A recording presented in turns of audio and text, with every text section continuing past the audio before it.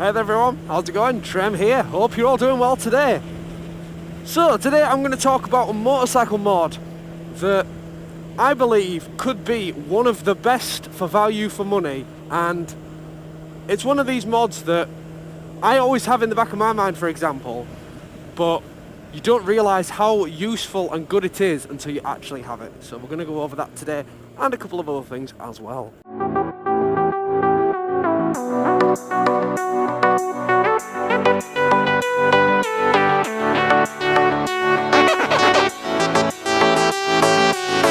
Yeah, the first thing I need to address today is the shout out that Royal Jordanian gave me. So thank you to RJ for that.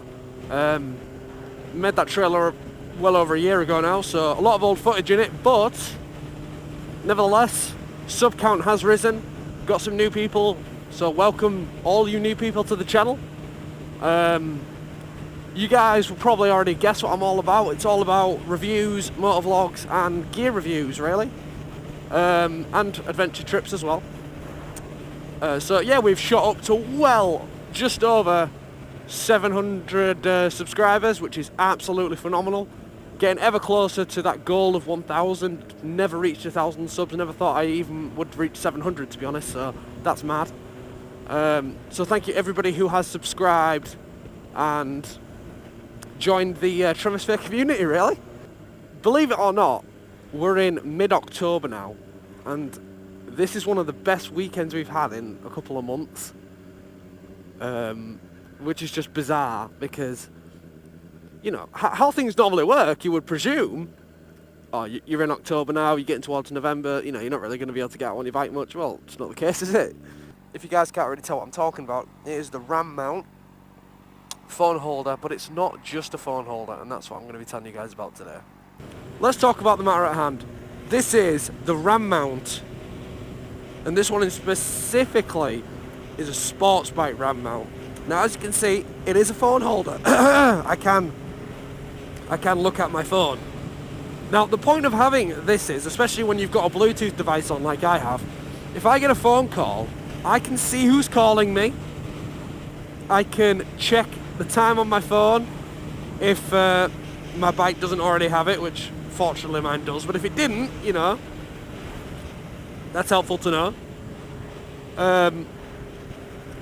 And also this particular mount itself, you can take the phone holder part off, you can actually have a GoPro there, and you can adjust the GoPro to go anywhere around this area, which means that I've got a nice third person or front camera view when I'm riding my bike, which is fantastic.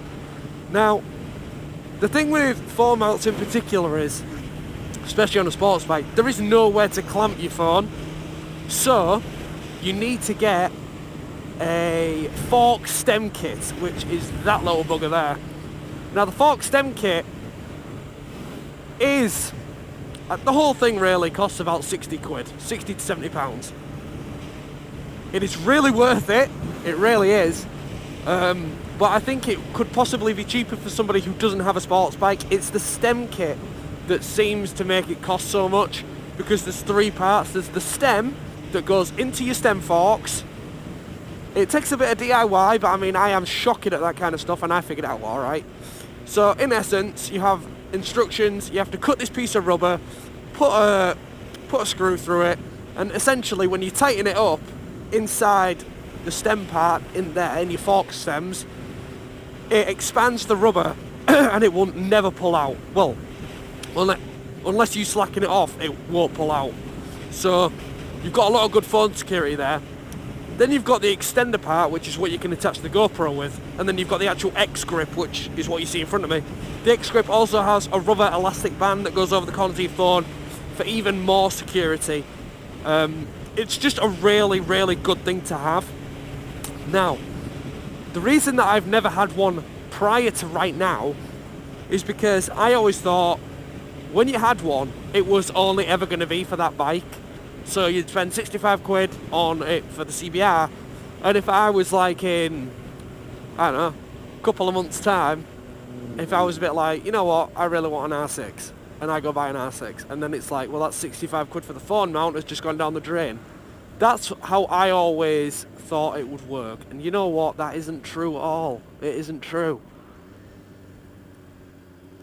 You can transfer it to another bike to an extent. The actual fork stem system itself, down there, you'll need a new one of those because every fork stem diameter is different. But the shackle and the actual phone holder themselves, which is a good 45 out of 65 pound, you can use all that again. So you're only forking out another 20 quid, which isn't that bad really when you think about it. So in the grand scheme of things, it's definitely worth having. Cheers, mate. Yeah, it's definitely worth having. Another motorcycle mod that isn't particularly, it's a bit more expensive, but I never thought I'd use it. Lucky for me it came on the bike, but Oxford heated grips, they're a winner, man. There's been a couple of times where I'll go out on a bike trip. I didn't use them so much in Scotland, I used them a little bit, but I'll tell you when it came in handy most is when I went up towards Scotland, but I went just for one night. So I was riding through the day, happy as Larry. On the night though, it was extremely cold, and having them was an absolute godsend. And if I had the RAM mount as well, I could have used it for GPS, which is another godsend. Because I don't have a steel tank and I don't want to take my tank bag everywhere, I now have a GPS on my bike at all times, which is fantastic. You don't know how much that means to me. I am so bad at getting lost. Especially if I'm like, I was in Richmond a couple of weeks ago, I wanted to come back to York. The motorway back to York was closed all the way for doing roadworks.